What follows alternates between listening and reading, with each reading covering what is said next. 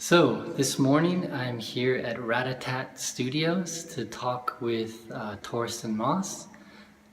He's right here in this store.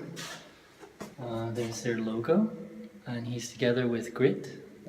They are a creative duo, power duo, doing really cool conceptual work. You can check out his information here. So give him a look online, and yeah, let's go inside.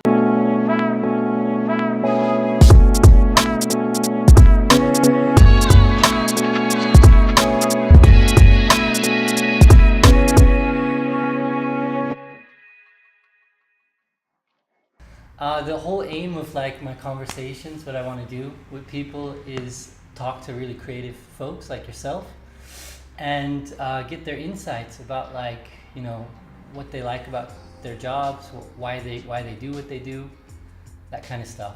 Yeah. Hopefully you like what you do. Yeah, right? I really like it. Okay, cool. Man.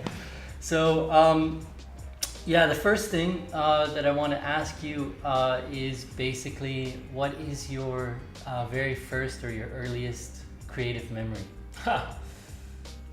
My first memory.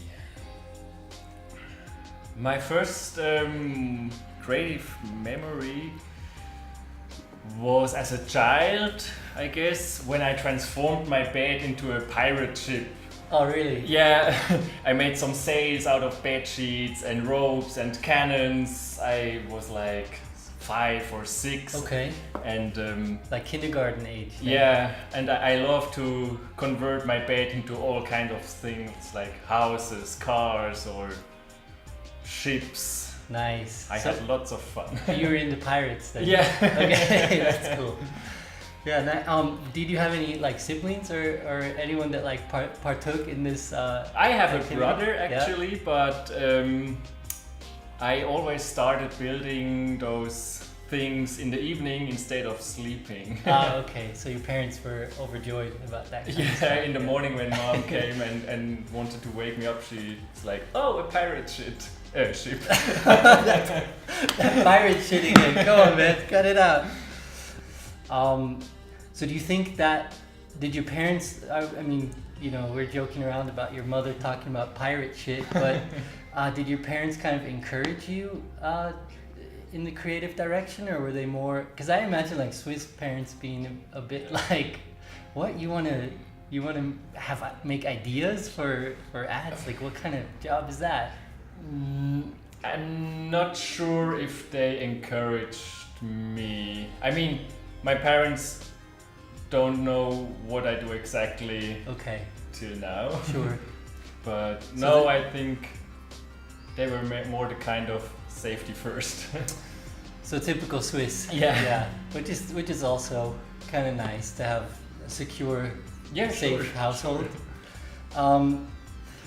So since you've been working as a creative guy, so you're doing photography, you're doing copywriting, and you're also basically creating ideas, right? Concepts for advertising. I would say it's in the other order. Okay. Concepts, copywriting, and then some photography.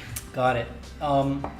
So yeah, but that's great to have different interests and pursue different avenues of creativity. Yeah, absolutely. What would you say are the parallels between those three things? Like, what are some overlapping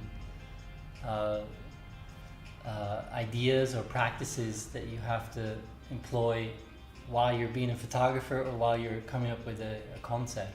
I mean, you have to have the idea first before you get started, because without an idea, it's just whatever. Yeah, chaos. Yeah. Okay. Yeah, I mean, absolutely. The idea is everything. So sitting down and thinking first, right? You don't have to sit down, but do the thinking. Yeah, cool. So speaking of thinking, what do you think is like the best idea that you've ever had? My best idea was probably to become self-employed with my girlfriend and art partner Grit. Yeah. It's hard work, but it's definitely worth it. It's a big step to take, isn't it? Yeah, considering I had parents who were the safety guys. Yeah, sure. Yeah, I feel like in general in this country of Switzerland, it's kind of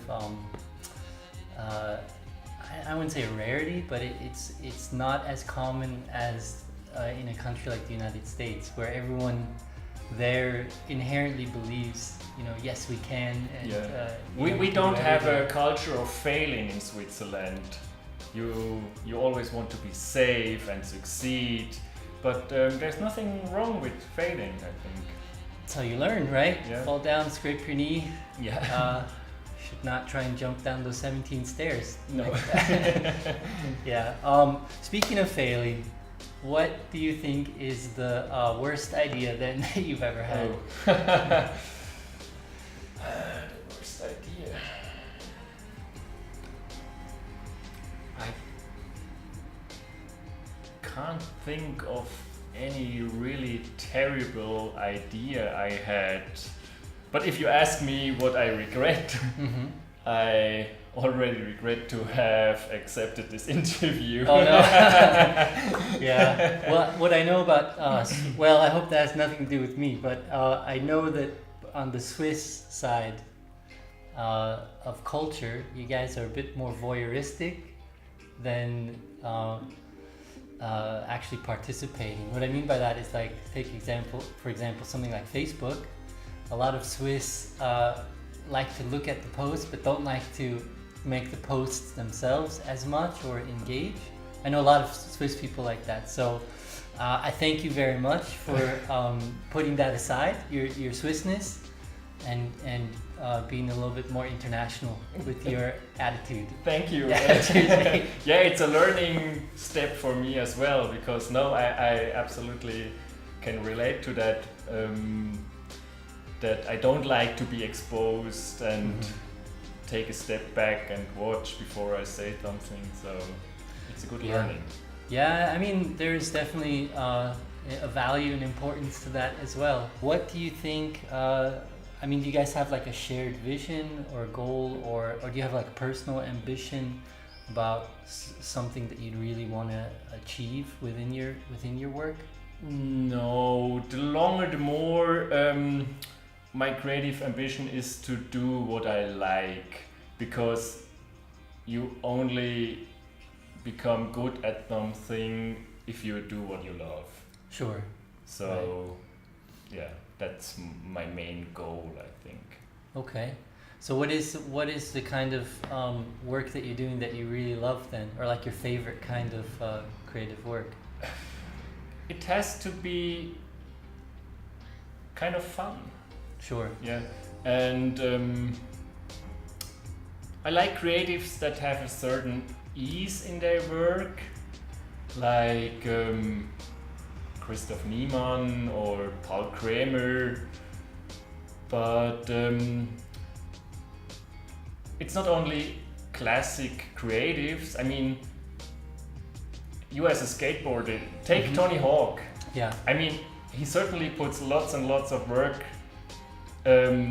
into his what he's doing, but everything he does looks like completely effortless, and that's because he loves what he's doing. What do you think are some of the obstacles that hold you back or stop you at the moment that you face that kind of hinder you from doing what you love or working on things that you like? Yeah, talking about work, I mean, working is always about making compromises, because otherwise it would be art. Yeah. If you don't have a client, it's art. Right. And you can do whatever you want. Sure. So, and then you don't have obstacles. Let's talk about you now, instead of your work and stuff. How do you start your day, Torsten? What do you do? My day is starts pretty early at 5 o'clock, and half an hour later I'm on the lake rowing like 12-40 k's. Wow, cool. Yeah, that's my start into the day. That sounds amazing. Is it something you manage to do year round, or is it more of a seasonal? No, routine? I try to do it the whole year, but yeah, in winter if it's cold, I do it indoors. Yeah.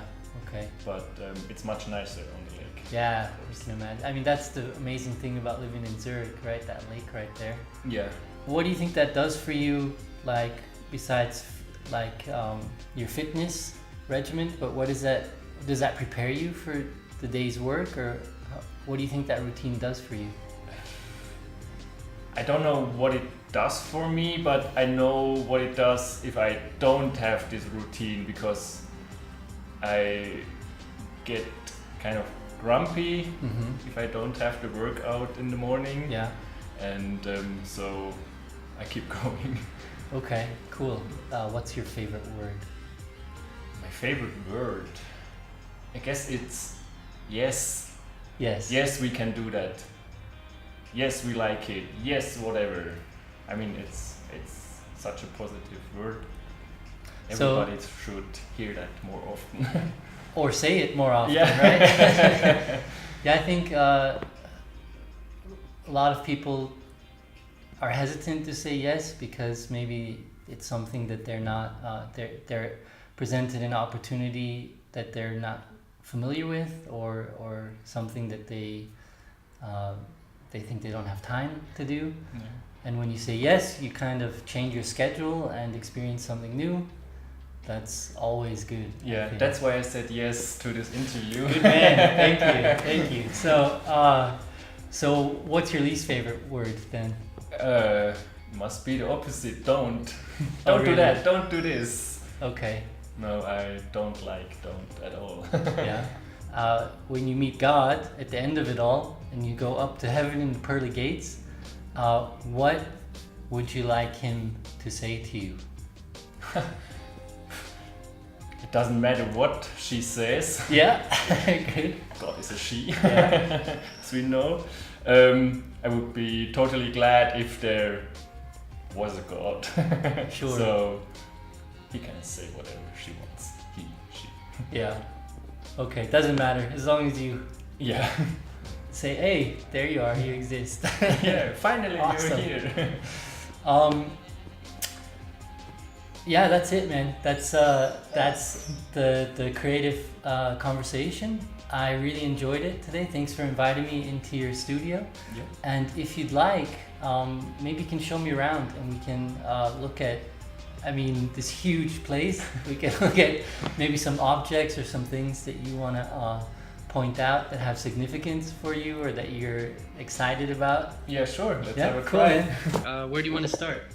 Yeah, let's start in the lounge. Okay, yeah, here we go. Like the most important thing, the coffee machine.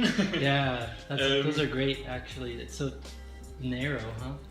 Doesn't Yeah. take up much space. Yeah, and it's evil Nespresso. Yeah, exactly. Messy. Which leads us to our company's motto, like from Anthony Borrell, an artist, who does like this kind of prints. And we chose work hard and be nice to people, which happens to be Anthony's granddad's motto for life. Oh, okay. And we thought it's pretty suitable. It's and- really good advice, by the Yeah. way, also. And we Yeah. try to work like that every day. Cool.